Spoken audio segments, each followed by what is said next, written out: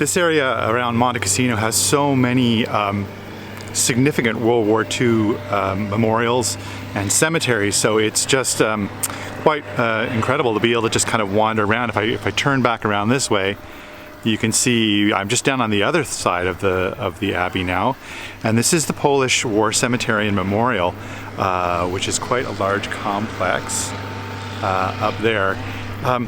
Interesting thing again that kind of came out of this is that when we learn history in North America, when we learn World War II history, kind of all you hear about Poland is that it was invaded and taken at the early stages of the war. In fact, the invasion of Poland was what triggered the beginning of the Second World War, when Britain joined in the war after that, declared war on Germany.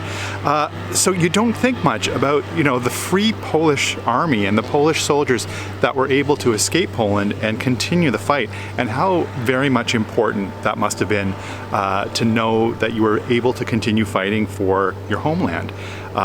This was something very interesting that kind of I discovered when I was in Toulon in the south of France as well, because of course France was conquered very quickly, but a large number of French troops and officers and dignitaries, Charles de Gaulle of course, were able to flee France and continue the fight from afar.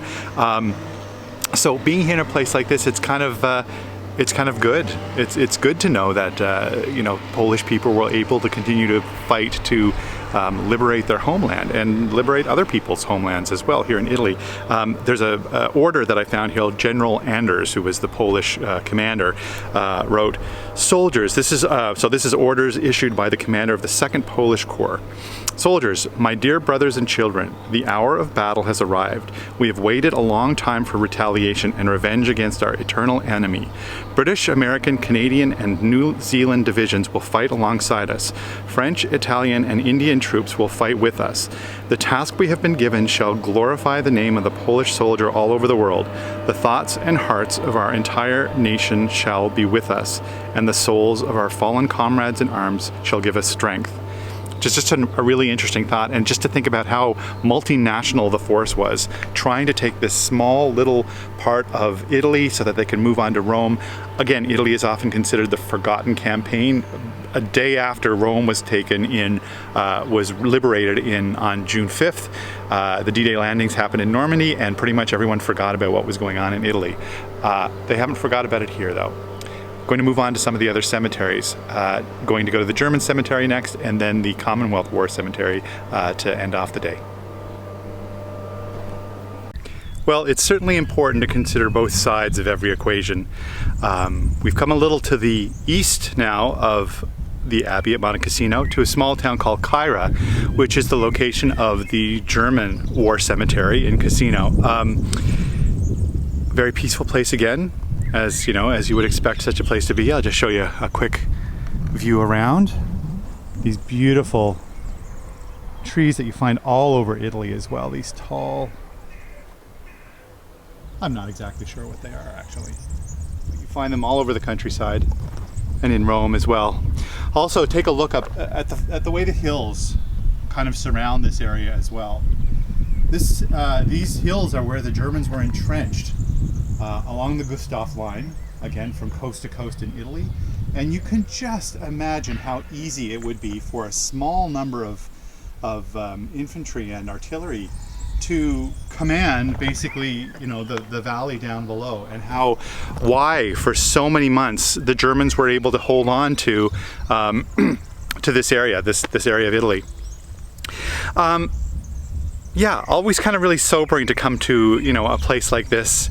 I just came from the Polish cemetery, and by, at the beginning of each of these cemeteries, there's a little bit of a commentary on what the goal of the cemetery is, or what the idea is. That says, I think, a lot about the feeling of the nations, the various nations. I remember being in Toulon, and in the museum for the liberation of the south of France, there was terminology like honor was restored, when the French were able to basically take France back from Germany. Of course, I just read a section from the Polish cemetery about finally being able to get, revenge on our enemies.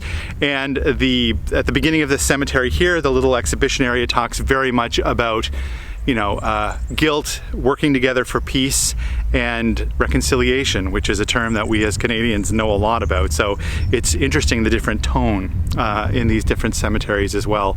But again, this cemetery has 20,000 German soldiers who were killed all across southern Italy. In 1955, when this cemetery was built, they exhumed bodies from all over southern Italy and brought them to this site, one central site. And again, this whole kind of discussion of World War II, we know World War II. We've seen the movies, right? We've seen the movies and we heard about how evil the Germans and the Nazis were. But the individual soldier was, somebody's son, somebody's father, somebody's uncle. Sure, in a lot of cases they were willingly doing things that they should have known better. That people could have thought twice. In many cases, people were just following orders and felt that they had no other choice. And so a lot of them were victims as well. Were victims of political brainwashing. And listen, we understand that in this modern world as well, right? So it's not so hard to imagine how something like that could happen. I think beyond the evil of a certain regime and the criminality of a certain regime, it is important to remember that everybody buried here is a person, and that in some ways we are all victims of this. And thank goodness that we're in the world that came out of World War II. Still not a perfect world, absolutely, but I will echo what it said at the beginning of this German cemetery, is that if we want peace, we all need to work together to find it.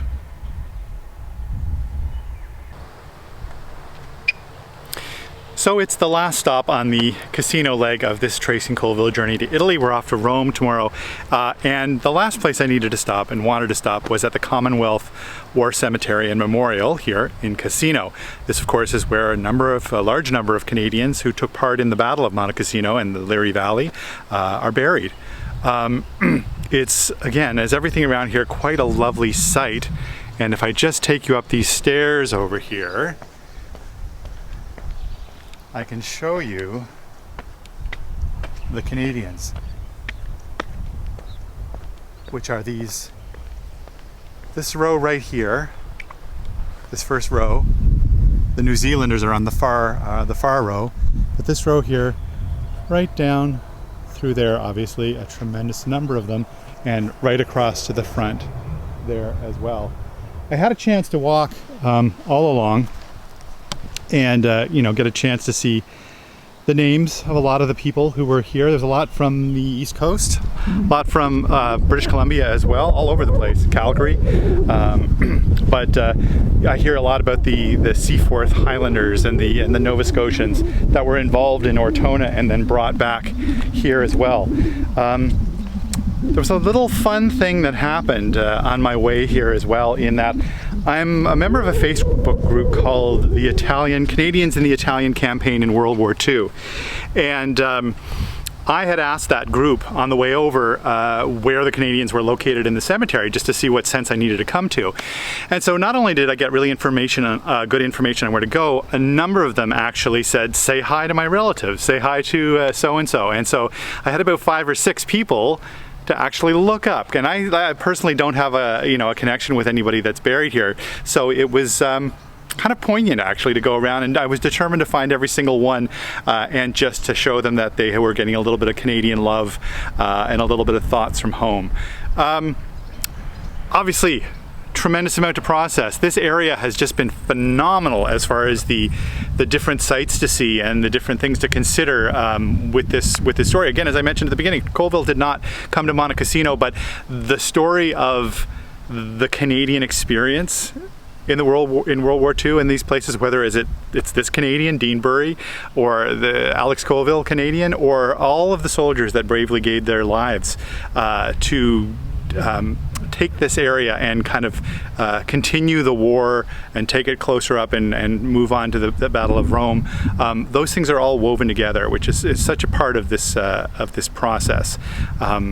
So it's been absolutely wonderful and sobering to be in this place again, to say hi to all these Canadians here, and looking forward to moving on to Rome in the morning. Bye-bye.